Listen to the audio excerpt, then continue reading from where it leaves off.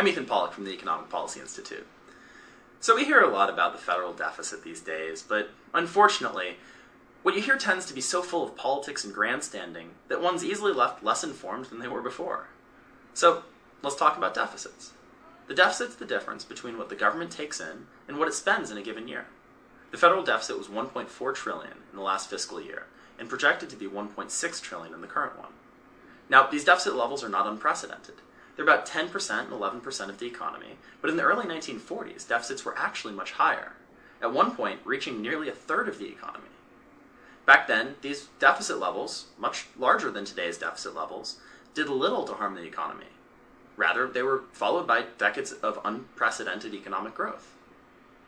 So the current deficits are overwhelmingly the result of two factors. One, the economy is in the deepest recession since the Great Depression. This had the effect of shrinking revenues. During a recession, less people work, businesses make less profits. Both of those mean less tax revenues, and higher automatic spending as well, because more people are now reliant on the social safety net. High deficits happen during every recession. That's not a bad thing at all. The second main driver of the current deficit is the fiscal irresponsibility of the conservative policies that we've implemented over the past decade. Tax cuts for the wealthy, a prescription drug benefit that wasn't paid for, and 2 wars. All of these policies were charged to the nation's credit card with no attempt to pay for them. Just the wars and the tax cuts by themselves contribute $500 billion to the deficit each year. That's $500 billion. So what can be done about the situation?